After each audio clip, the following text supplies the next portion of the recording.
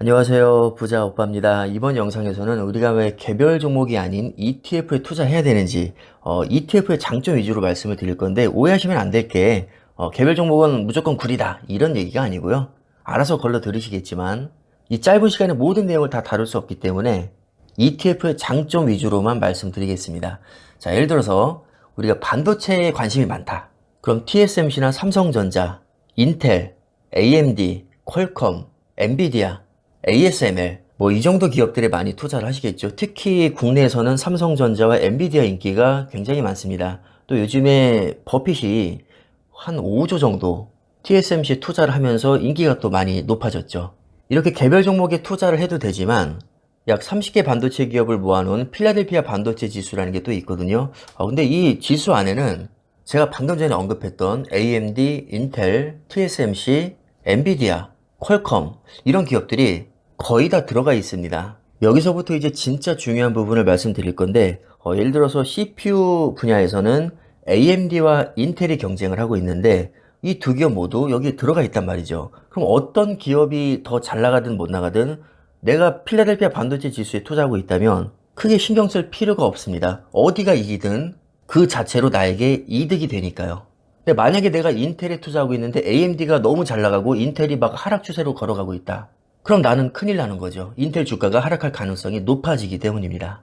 마찬가지로 GPU 분야에서는 엔비디아, AMD, 인텔 이렇게 세 기업이 경쟁하고 있는데 세 기업 모두 또 여기에 들어가 있습니다. 그럼 마찬가지로 세 기업 중에서 어디가 제일 잘 나가든 어차피 나는 세 기업의 분산 투자를 골고루 하고 있기 때문에 그 총 합만 커지면 나에게 이득이 되겠죠.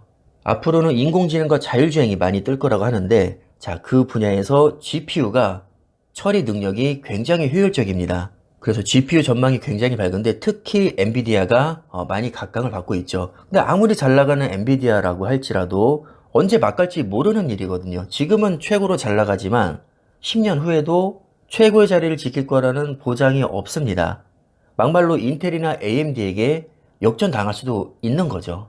만약에 내가 엔비디아에 몰빵하고 있다. 그러면 크게 걱정이 되겠지만 나는 어차피 필라델피아 반도체라는 지수에 투자하고 있기 때문에 10년 후에 누가 1등을 하든 내 알 바 아니죠. 누가 1등을 하는 게 중요한 게 아니라 세 기업 모두 골고루 성장하는 게 중요한 겁니다. 그러니까 마음이 한결 편할 수밖에 없는 거죠. 마음이 편해야 장기 투자할 수 있고 장기 투자를 해야 내가 큰 돈을 벌 수 있습니다. 자, 그리고 얼마 전에 인텔 실적 발표 너무 처참하게 나오면서 정말 폭락한 적이 있습니다. 여기에서 또 ETF의 장점이 나오는데 인텔이 6.4% 폭락한 날 필라델피아 반도체는 0.7%밖에 안 빠졌습니다. 왜냐하면 인텔을 제외한 나머지 기업들이 커버를 해줬기 때문입니다. 총 30개 기업의 분산 투자가 되기 때문에 뭐 한두 개 내지는 세네 개 기업이 나락을 가도 웬만해서는 그렇게까지 폭락하지 않습니다. 이날만 해도 엔비디아는 오히려 2.8% 올랐고요. 텍사스 인스트루먼트도 0.65% 상승했습니다. 마이크론도 1.7% 올랐고 울프스피드 2.37%, AMD도 0.32% 올랐네요.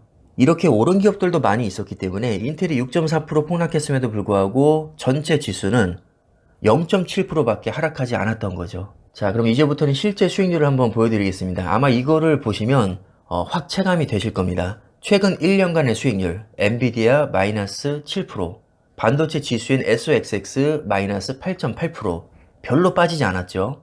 그런데 AMD는 26% 빠졌고요. 인텔은 41%나 폭락했습니다. 만약에 인텔이 몰빵했다면 굉장히 타격이 컸겠죠.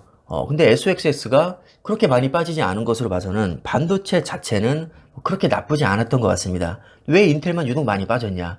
기업 자체의 문제로 봐야겠죠. 이번에는 5년으로 조금 더 길게 볼까요? AMD가 505%, 수익률 압도적인 1등이고요. 엔비디아 248%, 필라델피아 반도체 127%, 인텔 마이너스 38%.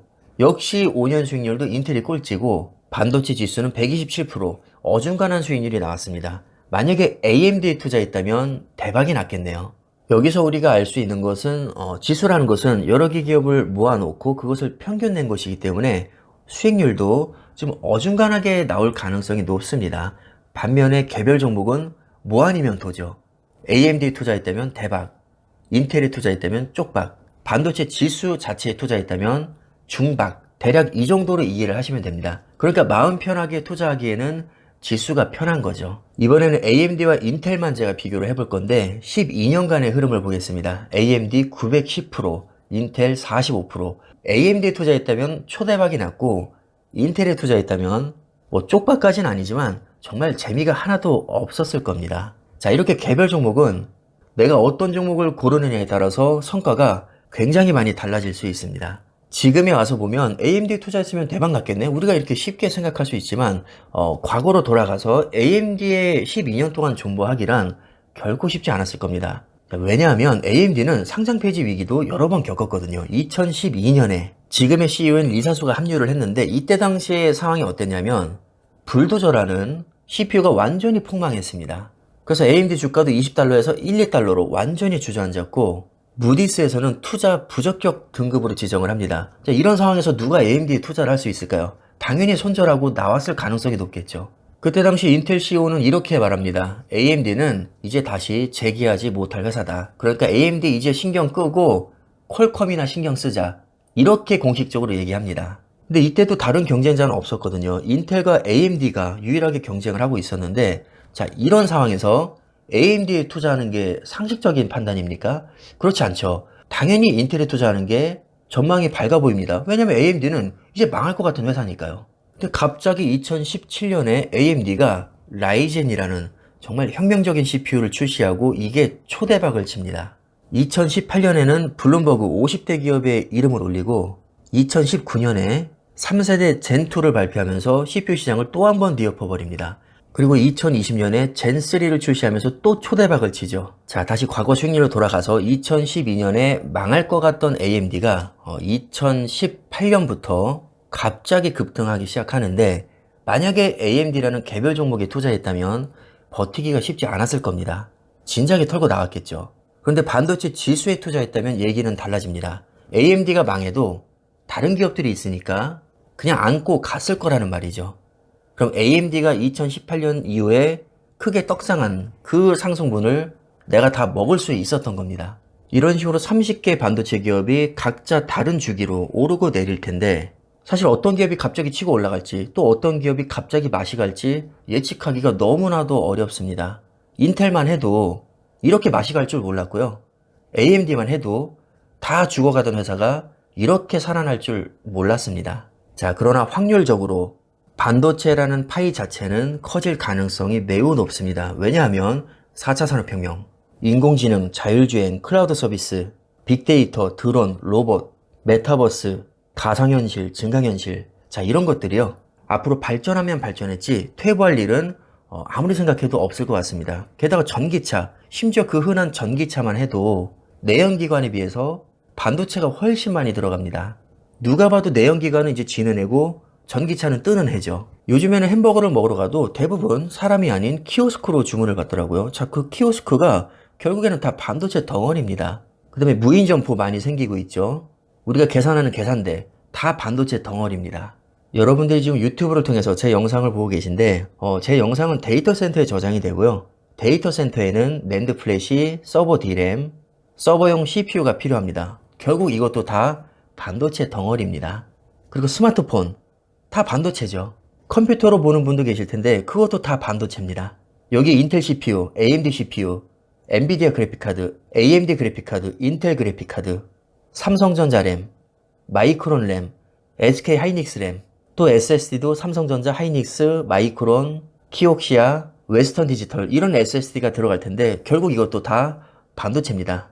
반도체 전망이 밝다는 것은 제가 굳이 여기서 더 부연 설명을 안 해드려도 충분히 아실 거라고 생각을 하고요.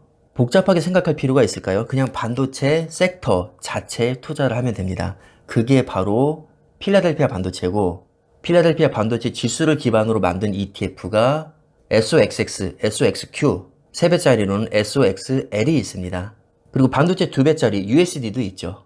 그래서 오늘의 결론은 반도체 전망이 밝은 것은 확실해 보이는데 어떤 기업이 제일 잘 나갈지 어떤 기업이 갑자기 맛이 갈지까지는 알기는 어렵기 때문에 그냥 전체에 투자하자. 그게 마음이 가장 편하고 마음이 편해야 장기 투자에 성공할 가능성이 높아진다. 이 정도로 이해를 하시면 될 것 같습니다. 그 영상 마무리하겠습니다. 감사합니다.